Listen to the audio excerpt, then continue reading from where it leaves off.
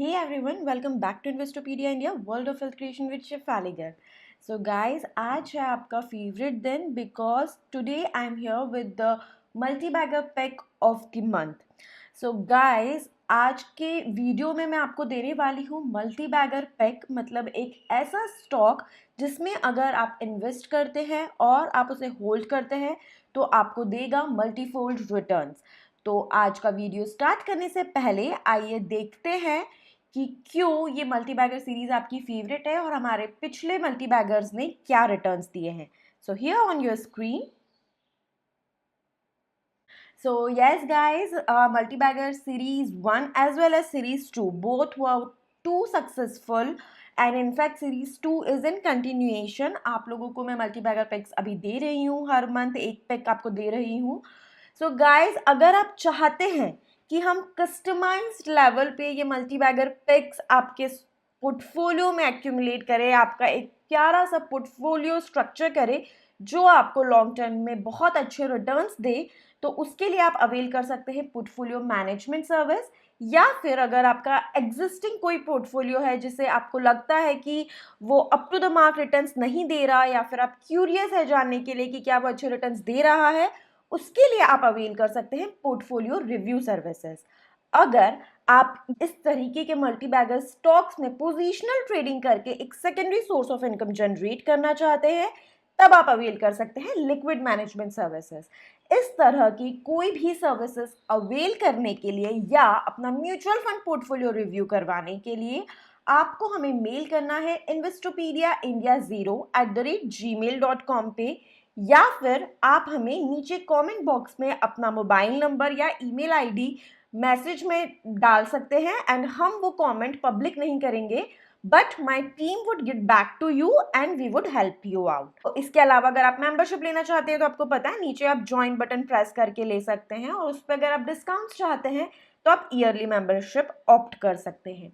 Now let's start with today's video. तो आज का जब मैं आपको मल्टी बैगर पिक दूंगी, मैं आपको मल्टी बैगर पिक का नाम बताऊंगी, उसके बाद में मैं आपको बैकग्राउंड बताऊंगी, कंपनी का रीजंस बताऊंगी क्यों मुझे लगता है वो एक मल्टी बैगर है, एंड लास्ट मैं आपको लेवल्स बताऊंगी जिसमें आप उसे बाय कर सकते हो। क्योंकि जैसा मैं आपको हमेशा बोलती हूँ, किसी भी स्टॉक को अपने पोर्टफोलियो में एक्यूमुलेट करने से ज़्यादा इम्पॉर्टेंट या फिर उसमें ट्रेड करने से ज़्यादा इम्पॉर्टेंट है उसके लेवल्स पहचानना। क्योंकि स्क्रिप्ट जितना अच्छा होना इम्पॉर्टेंट है, उतना ही इम्पॉर्टेंट है सही टाइम पे एंट्री एंड एग्जिट करना, तभी आपको उसमें प्रॉफिट हो सकता है। सन 1998 में इंडिया की 4 मेजर पब्लिक सेक्टर यूनिट्स जो कि ऑयल एंड गैस कंपनीज थी, वो साथ में आई। It was a government initiative और उन्होंने एक जॉइंट वेंचर कंपनी बनाई जिससे डेवलपमेंट हो सके ऑयल एंड गैस से रिलेटेड, जो उसका प्रोक्योरमेंट है, इंपोर्ट है, जो उसका स्टोरेज है, जो उसका रीगैसिफिकेशन है एलएनजी का, ये सारी चीज़ें बहुत स्ट्रेटेजिकली बहुत स्मूथ वे में हो सके, जिससे कि कॉस्टिंग रिड्यूस हो, प्रॉफिटेबिलिटी कंपनीज की बढ़े। तो इसमें इन्वेस्टमेंट की भी बहुत ज़्यादा रिक्वायरमेंट होती है और प्रॉपर रीस्ट्रक्चरिंग की रिक्वायरमेंट थी। इस वजह से इस जॉइंट वेंचर कंपनी का फॉर्मुलेशन किया गया सन 1998 में। So 4 major public sector units, IOC, BPCL, ONGC and GAIL, ये 4 कंपनी एक साथ आई जो कि अपने आप में स्ट्रॉन्ग प्रेजेंस रखती है, जो कि मार्केट लीडर है, जिनका गैस इंडस्ट्री में बहुत ही फर्म ग्रिप है, बहुत स्ट्रॉन्ग प्रेजेंस है, डीप अंडरस्टैंडिंग है। इन चारों ने मिल के इस कंपनी को फॉर्मुलेट करा। इन चारों का 12.5% का स्टेक है कंपनी में, which accumulates to 50% promoter stake, because ये चारों प्रमोटर कंपनीज है। एंड देन जो रिमेनिंग होल्डिंग है वो है foreign institutional investors, domestic institutional investors and retail investors के पास। आप जानना चाहेंगे कि कौन सी ये कंपनी है, and guys, so the name of the company is Petronet LNG, abbreviation of the company is PLL. Yes, this is the multibagger pick. इसका बैकग्राउंड देखते हैं। जो करंट मार्केट प्राइस इस कंपनी का अभी है वो है, जो स्टॉक प्राइस अभी अवेलेबल है वो है समवेयर अराउंड 250। 52 वीक हाई इसका रहा है 280.75, 52 वीक लो इसका रहा है 170.40।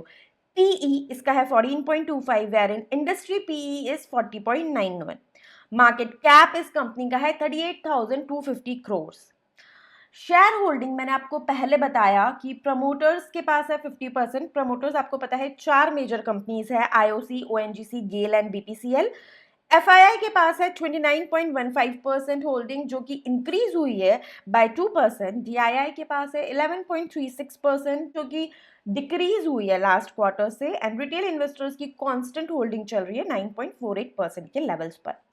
Now coming to the third part of the video, reasons क्यों मुझे लगता है कि ये एक मल्टी बैगर पिक है। ये जानना भी आपके लिए उतना ही जरूरी है जितना इसका नाम जानना। And the last would be levels, जो मोस्ट इंपॉर्टेंट है। सो रीजंस में अगर हम बात करें तो ये जो कंपनी है पेट्रोनेट एलएनजी, इसका long term 25 years supply purchase agreement and company terminus gas supply purchase agreement है। इसका क्या मतलब हुआ, देखिए एक बेसिक लेमन लैंग्वेज में मैं आपको बताती हूँ। अगर कोई भी बिजनेस है, उसका 25 साल का जो रॉ मटेरियल आना है वो कहीं पे अग्रीमेंट हो गई है कि मुझे फिक्स रेट पे ये आएगा। रॉ मटेरियल इंपोर्ट होने के बाद में पोर्ट से हमारे जो प्रोडक्शन हाउस है या जो हमारा यूनिट है वहां तक आने का जो ट्रांसपोर्ट सिस्टम है, उससे भी लॉजिस्टिक कंपनी से भी अगर मेरा अग्रीमेंट है कि आप इस रेट पे मुझे करोगे, मेरा कभी भी अटकेगा नहीं कि मेरा रॉ मटेरियल आ गया है बट मेरे यूनिट तक नहीं आ पा रहा है, तो मुझे ये टाइम गैप नहीं होगा। इफेक्टिवली कम रेट में मेरा रॉ मटेरियल आ रहा है, कंट्री में इंपोर्ट हो रहा है, उसके बाद में मेरे मैन्युफैक्चरिंग या मेरे जो यूनिट है उसमें आ जा रहा है, और उसके बाद में जो मेरे बाय प्रोडक्ट्स बन रहे हैं उसको सप्लाई करने का अगेन मेरा अग्रीमेंट है कंज्यूमर्स के साथ। तो ये एक बहुत ही रोबस्ट स्ट्रक्चर हुआ, राइट। कोई भी बिजनेस में अगर ये तीनों चीज़ों के अग्रीमेंट्स है लॉन्ग टर्म 25-25 साल के, तो डेफिनेटली कंपनी एक बहुत अच्छी पोजीशनिंग में है और कंपनी को बेसिक प्रॉफिट्स हमेशा होंगे, कोई रिस्क फैक्टर ज़्यादा इन्वॉल्व नहीं है। तो ये मैंने आपको लेमन लैंग्वेज में बताया। टेक्निकली जो पीएलएल है वो अपना एलएनजी जो इसका रॉ मटेरियल है, क्योंकि ये गैसिफिकेशन करता है एलएनजी का, राइट। एलएनजी क्या है, लिक्विफाइड नेचुरल गैस। तो ये कहाँ से इंपोर्ट करता है, ये इंपोर्ट करता है कतार से। कतार में एक कंपनी है राज गैस, वहां से ये इंपोर्ट करता है। उनके साथ इनका 25 ईयर का सप्लाई परचेज अग्रीमेंट है, प्राइजेस ऑलमोस्ट फ्रीज्ड है। उसके बाद में जब ये पोर्ट पे आ जाता है इंडिया में, वहां से इनके यूनिट्स तक, जो इनका गुजरात में कोची में जो इनके यूनिट्स हैं जहाँ पे गैसिफिकेशन होता है, वहां तक पहुंचाने के लिए इनका टाइम चार्टर अग्रीमेंट है मित्सुई कंसोर्शियम के साथ। तो Mitsui consortium is a very big company और इन्होंने अपने 3 कंटेनर्स डेडिकेटेडली पेट्रोनेट एलएनजी के लिए रखे हैं, जो इनका मटेरियल पोर्ट से इनके यूनिट्स तक पहुंचाता है। उसके बाद में अब बात करते हैं इनके प्रोडक्ट्स की। 7.5 MTPA long term committed RLNG, ये इसका मेजर प्रोडक्ट है और इसको ये सेल करता है गेल, इसका प्रमोटर, आईओसी इसका प्रमोटर, एंड बीपीसीएल। रेशो क्या है, 60:30:10। तो जो इसने प्रोड्यूस करा वो तो पूरा ये प्रमोटर्स को एनीवे वैसे ही सप्लाई कर दे रहा है, राइट। नाउ जो इसका दूसरा अग्रीमेंट है 8.25 MPA, उसके लिए इनके पास में पे और यूज अग्रीमेंट है with GAIL, IOC, BPCL, 3 of its promoters, and Gujarat state petroleum and Torrent power. So this is a technical agreement जिसमें सेम इनके साथ भी है कि सप्लाई और पे, अगर ये कंपनीज को रिक्वायरमेंट है, ये सप्लाई नहीं कर पाए तो they will have to pay. Now coming to the second reason why I feel that it can be a multi-bagger, Kochi-Mangalore pipeline to augment Kochi terminal utilization rate going forward। जब से ये company start हुई 1998 में, इसके operations 2004 में start हुए थे गुजरात में। उसके बाद 2014 में इनका कोची का प्लांट आया था। जब से ये कोची वाला प्लांट आया है लॉसेस में है। क्यों? क्योंकि ये प्लांट अपनी सिर्फ 15 to 17% एफिशिएंसी पे वर्क कर पा रहा है। रीजन बीइंग कुछ सप्लाई चेन इश्यूज है इनके साथ में। जो इनका फोरकास्ट है उसके हिसाब से अगर 25% इन्होंने अचीव कर लिया एफिशिएंसी तो ये ब्रेक इवन पर आ जाएंगे और उसके बाद over and above would be profits. तो ये जो इनका सप्लाई चेन है इस पे they are working since long, and now in 2021 they are having a strong pipeline to improve the supply chain and thus achieve this 25% efficiency in the plant. So definitely उनका जो break even है वो achieve हो जाएगा और उससे ज़्यादा profits होने के भी चांसेस है which would then be utilise in companies progress. Now coming on to the third reason, इसका जो प्रोडक्ट मैंने आपको बताया मेजर प्रोडक्ट RLNG, इसका डिमांड बहुत ज़्यादा बढ़ने वाला है इंडिया में. रीज़न बीइंग कि डोमेस्टिक कंजम्पशन तो इसका बहुत ज़्यादा है एंड इसका जो सप्लाई है, जो प्रोडक्शन है, वो बहुत कम है. अगर हम बात करें नंबर्स की तो ये कंसिस्टेंटली डिक्रीज हो रहा है पिछले कुछ सालों से. पीक इसका था 143 million metric standard cubic metre per day in 2011 और अब 2020 में ये हो गया है 87 million metric standard cubic metre per day. So significantly इसमें ड्रॉप हुआ है और जो डिमांड है वो बढ़ती ही जा रही है. So this also is one of the reasons. जो गैस डिमांड है वो इनफैक्ट अगर देखा जाए तो प्रोजेक्ट की गई है कि बढ़ेगी 2025 तक. अभी जो मेजर डिमांड है इसकी that is 117 metre cubic, where in it would increase by 2025 to 290 metre cubic. तो डिमांड बढ़ रही है, सप्लाई कम हो रहा है, तो obviously profitability would increase, right. Coming on to the fourth reason, LNG liquefied natural gas has to be used as an automotive fuel. क्यों? क्योंकि petroleum and natural gas regulatory board ये बढ़ा रहे हैं eligible entities who can set up LNG stations. क्यों? क्योंकि as compare to oil ये cheaper है, कम पोल्यूशन कॉज करता है. So government's focus is to increase consumption of LNG as an automotive fuel, and first of all the work would start with Western Corridor, then Southern Corridor. So definitely Petronet LNG is going to be benefited a lot by this.